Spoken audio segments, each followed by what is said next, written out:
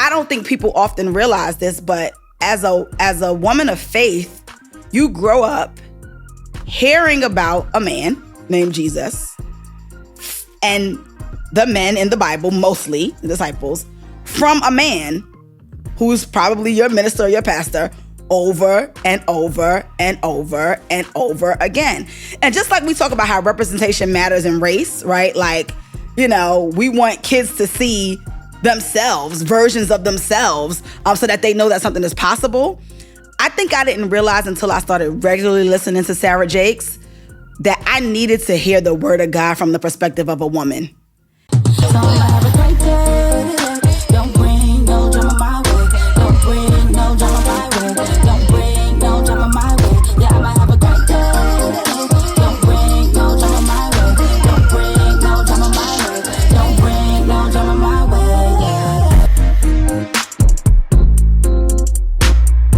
What's up, y'all? Welcome back to I'll Just Let Myself In with Lish Speaks. Today we got a solo episode. I just wanted to spend some time with you, me and you. So we got a solo episode today. And what I'm really going to be talking about is going into inspiration, right? So things that inspire me, things that I've been getting into lately. So y'all know what we got to do. We got to start off with my favorite segment, What I'm Stepping In, which is where I show y'all my sneakers for the week. And this week, I have on a sneaker that I just really love. It's called the Air Flea 2. It's a Nike collab with Cactus Plant Flea Market. I love this brand for so many reasons. One, I just love creative, funky shoes. Y'all know that. These shoes have snaps that you can use, kind of like the little, trinkets that people put on Crocs, but it's cooler. It snaps. It has a really big oversized Nike check. And it's just unlike anything that I've ever seen Nike do. You should be seeing the close-up on the screen. Incredible shoes, super comfortable. My husband and I went to Vegas in December, a little bit after they came out, and I wore them all day long and just had a blast in this shoe. Fun, comfortable, definitely not for everybody, but it's for who it's for. If you like them, check them out, find them and get them. Hey, so y'all, we've been in this thing for a couple of weeks now. And first of all, I just want to say I'm so humbled and encouraged by all the great feedback we've been getting from people watching the episodes, how things have touched you, how you've learned from some of our guests. I'm just excited that I finally, let myself in and stepped into this arena because it's something that I've wanted to do for so long, something that I was passionate about for so long. And so for me, one of the ways that I'm able to do this show and to do so many of the other things that I do is that I really binge on inspiration. So this is something that all my friends, people who are close to me, they hear me talk about all the time. We binge watch TV, we binge watch movies. I binge on inspiration. And for me, that basically means I will take time out of my day, of my week, of my month to go through inspirational content for a long period of time. So I might be on YouTube for hours watching people who inspire me be in interviews, content that they might be putting out, old content. I watch stuff from people who have passed long ago, interviews from them and things that just inspire me. And the beautiful thing about that is you get to learn so much from other people's mistakes, but also from the things that they did well. And so for me, I really just want to make sure that we understand that inspiration is super important. There's a couple of people that I just love on social media right now. Most of us digest our be it information or negative content via social media. And so I wanted to give you guys a couple of people from social media that inspire me and why. A couple of people that I watch and why. And I want y'all to let me know. Let me know in the comments. Let me know through our email. Let me know who's inspiring you right now. What type of content is inspiring you right now? What you're feeling. One of the people that come up for me first is Sarah Jakes Roberts. And this is a person that so many of you follow and know and like. And, one of the things I love about Sarah Jakes Roberts is I've watched her from the beginning of her journey as a preacher, right? So I remember I used to watch One Church LA, and before it was even called One Church LA, but I used to watch PT do his sermons, and he used to preach and do all these really cool things, actually really helped me through a really difficult time in my life. And I remember when he invited Sarah, I want to say it was for like a Mother's Day or something. It was a women's specific holiday. And he had invited her to come speak. And she came and she spoke a word, but she was still timid and like getting there, you know. You could tell that she was anointed, but more comfortable in the background, more comfortable, probably, you know, I don't know her, but it seemed like she would be more comfortable in like a one-on-one conversation with somebody. And to just watch her over the years go from being used in that way to being used in such a powerful way where she's on the stage at her daddy church preaching most Sundays. I just think that she did it and she didn't lose herself, right? She didn't, you know, obviously this is all me watching, but it seems like she didn't lose herself. She didn't lose her personality. You know, she still uses the same lingo that we use. She does, you know, she dresses the way that young women dress, but she still is modest and fashionable.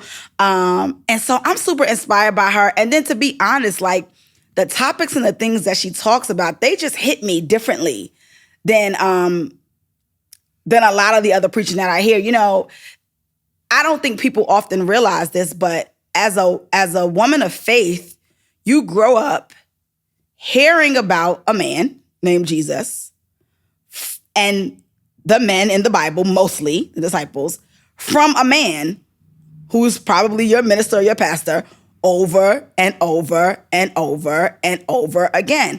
And just like we talk about how representation matters in race, right? Like, you know, we want kids to see themselves, versions of themselves, so that they know that something is possible. I think I didn't realize until I started regularly listening to Sarah Jakes that I needed to hear the word of God from the perspective of a woman. It transformed a lot of the way that I see God's word. And I think also just from a woman who is not much older than me, if she's even older than me at all. She seems like she's around, you know, my age. And so it really just, it hits me differently, you know? So she's a page I like to go to. I like her podcast. I like her Instagram posts. I love that she's married, seems to be happily married, a great mom. Super inspired by Sarah Jakes Roberts. Next up is somebody that I found recently through a post on Instagram where she was on a panel and she was sharing a story about her dog. And she was mentioning how when her dog was little, she used to put the mirror up in front of her dog, and her dog would kind of like play with the mirror and that kind of thing. And her dog has grown and gotten bigger. And recently, her son, I think, had put a mirror up in front of her dog, and the dog got scared and ran away. And she said, you know, her dog ran away from the mirror because she forgot she was a big dog. And she talked about how as women, we forget that sometimes we're big dogs. And from that clip, I started following Dr. Tracy Lynn, and she's an entrepreneur of faith. She's a woman of business, multi-million-dollar businesses. But I really just appreciate her tenacity. I love the way she speaks. I love a confident woman. You know what I mean? Like, yes, I understand that there's beauty in a gentle, quiet spirit. And I think that has a lot more to do with just how you speak. That's a whole nother lesson for another time. But she truly... she carries herself the way I want to carry myself as I age. She's a mature woman. She's a little bit of an older woman. And I think about who I want to be when I get older, who I want to be with my businesses, who I want to be in terms of the way that I communicate the things that have happened to me in my life. She's a great orator. Like, she can tell a story and really draw you in. And there are spiritual components to what she shares, but she's really appealing to women being excellent in business. And I feel like that's something that I needed. So I find myself kind of binging on inspiration through her. I'm going to share two more women. I could go on and on because there are a lot of women, and I'll share about some women in my real life, but there are a lot of women who I find inspiration from online. But the next one is Erica Campbell from the group Mary Mary.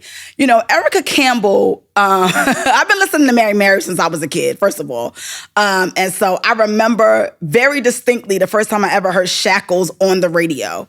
And I was like, this is a gospel song, because I grew up in church. And so, I listened to the radio. Sometimes I had to sneak and listen to certain songs because my mom was like, what you listening to? But I remember hearing Shackles on the radio and being like, this is fire. Like, this is really fire, from the production to just the whole vibe of it. And at that time, I didn't know Erica or Tina's name or anything. But as the years have gone on, obviously I've witnessed their music, their influence on culture, being one of the first people in gospel to do a reality TV show, being one of the first people in gospel or groups in gospel to kind of dress the way that they want to dress, and and have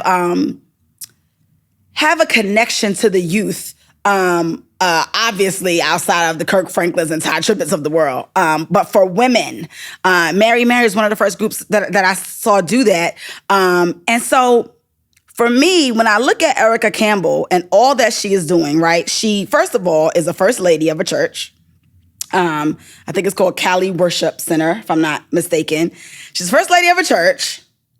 She is a recording artist. She has a radio show. She's active on social media and seems to be very active in the lives of her children and her husband.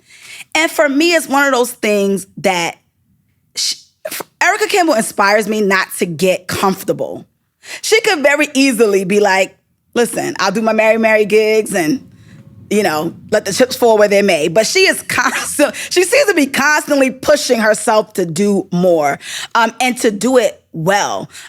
She recently came out with an album, and she kind of remixed or redid a song that I love by Jodeci. And I love how she still has that connection to old school R&B, to blackness, to the streets. I love that she posts different things on her social media story that some are very spiritual and some are just informational. Some are for our health. Some are just funny. It gives me, I feel, license to just be me. I also have ambitions to be in media. I also do music. I also am married and want to have children. So when I look at her, at least on social media, I feel very inspired. Like, nah, you can't have it all. Maybe not at the same time, but you can't have it all. I also, and this is no shade to her sister at all, but I love that she is going on to do her own thing, and she didn't because if you watch the reality show, her sister Tina kind of wanted to slow down a little bit, which I think is very valuable. I think there's a time in the season for everything, but she wanted to kind of slow down a little bit, be with her family more, and not necessarily be on the road or making Mary Mary albums back to back to back to back. And Tina's still doing her thing. You know what I mean?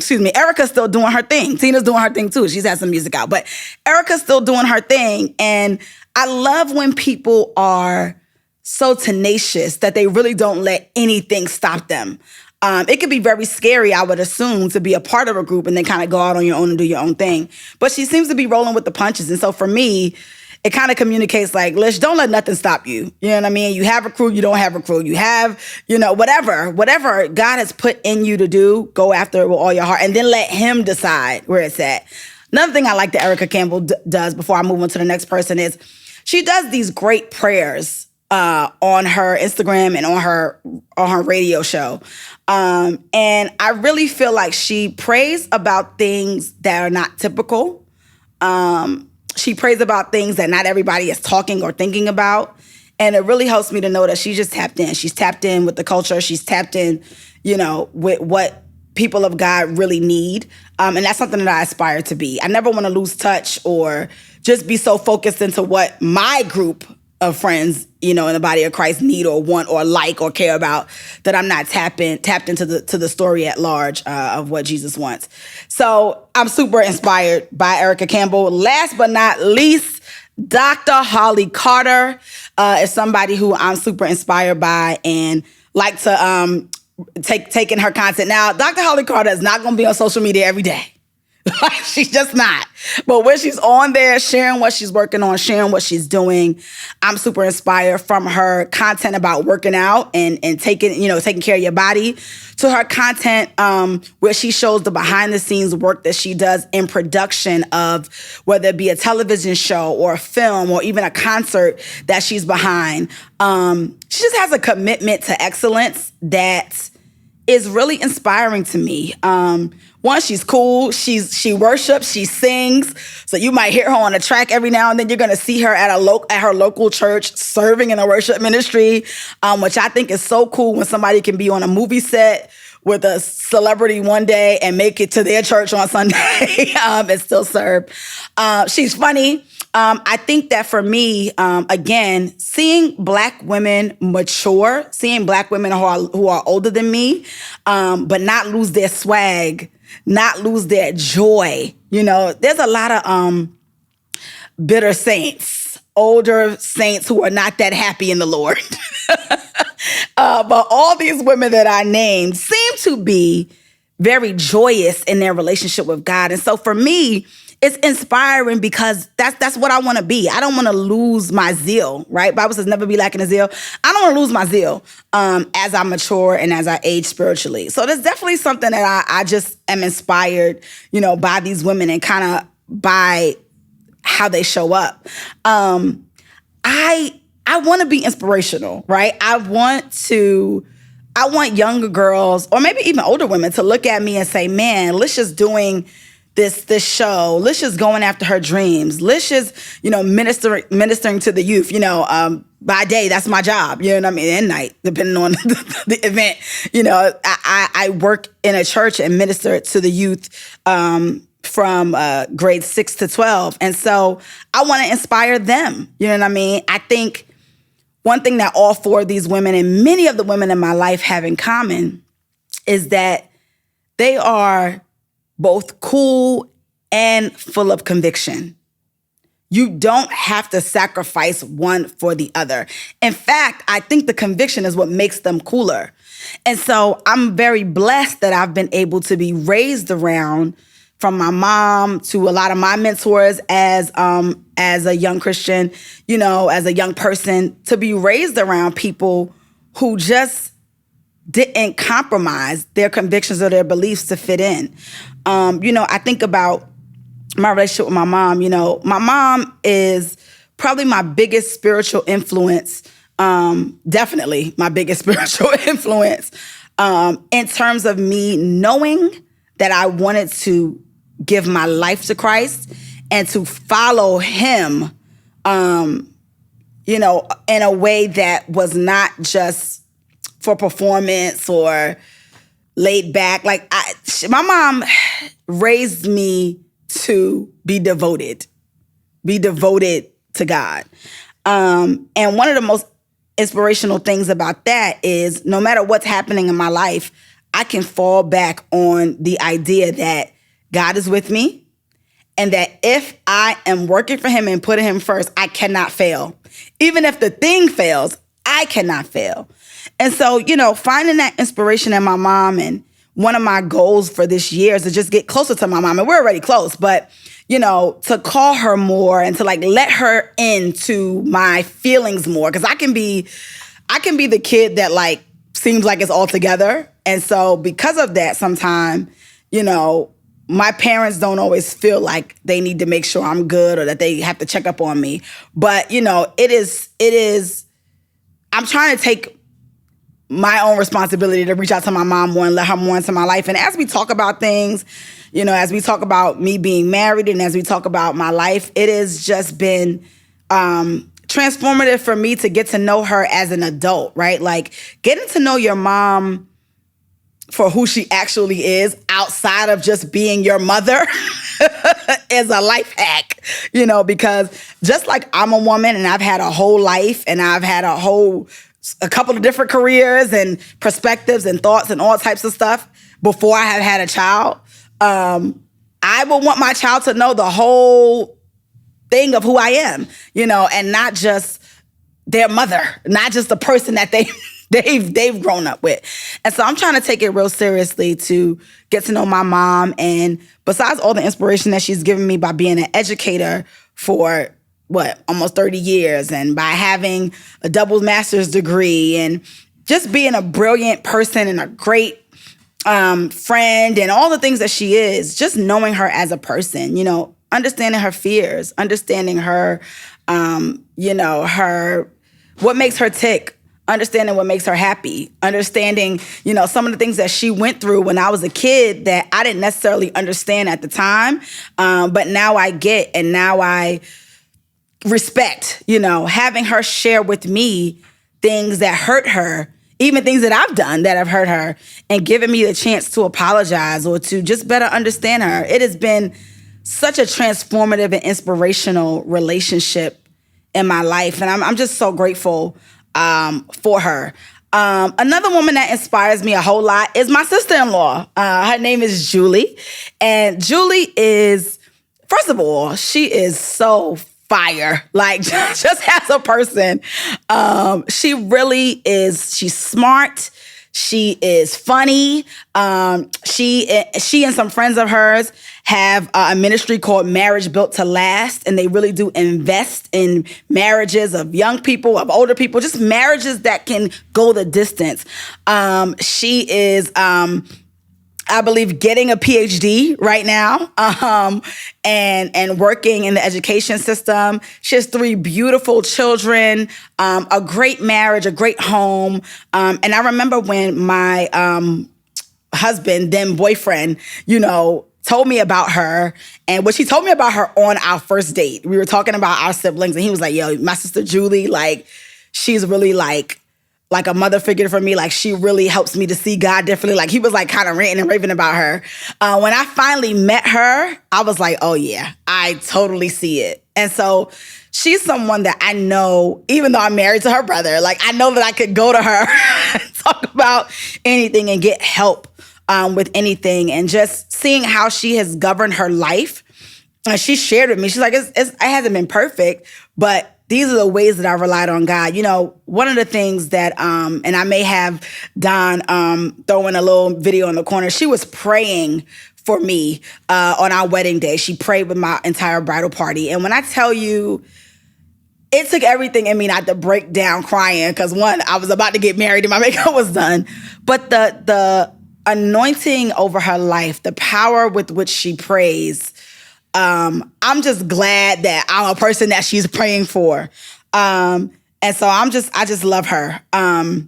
Another woman who inspires me, I share 4 women from social media, and I'm going to share 4 women from my real life. Another woman who inspires me to no end is my older cousin, Kenya.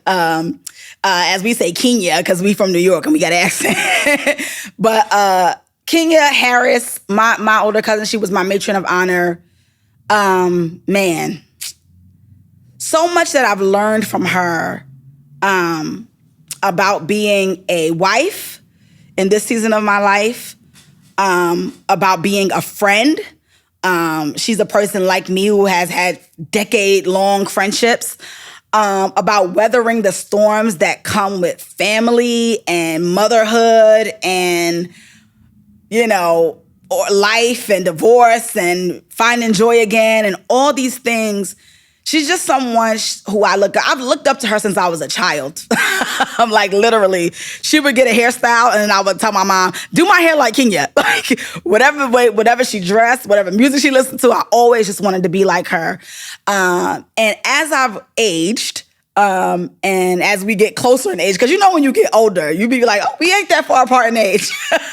But as I've aged and as we've had some deeper talks just about some of the things I've gone through in my life, I've just realized that I really do have like a blessing in the fact that she's my cousin, and the fact that she supports literally everything me or anyone in our family or friend group does. If you start selling a t-shirt, she's gonna buy one. If you start having she's gonna come. She has never missed an event that I had that she could make it to, that she was in the same town of or in the same city as. And it just makes me feel very supported, and and very loved. Again, like the other women that I mentioned, when I see myself in the future, there are so many aspects of her life that I want to imitate and want to tweak to make my own for my own life. She's also an entrepreneur. She's an incredible mom, a great wife, and just someone who I look up to, someone who gives me inspiration. I love you, girl. And last but most certainly not least is my older sister, Sephra, who you guys may know as Sephi Cakes. My sister is, I'm going to try not to get emotional, but I'm going to get emotional.